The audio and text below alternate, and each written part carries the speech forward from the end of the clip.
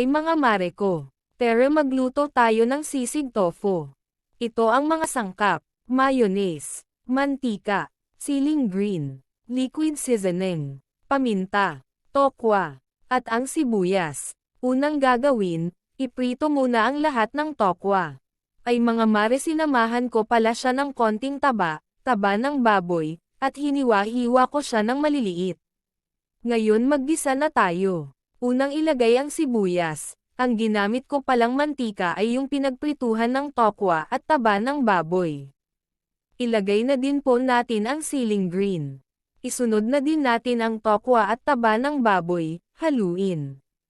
Ilagay na din natin ang mga pampalasa tulad ng paminta, liquid seasoning, at mayonnaise, at haluin lamang ito hanggang mapagsama-sama ang mga sangkap. At luto na po ito. At ito na po ang sisig tofu mga mare.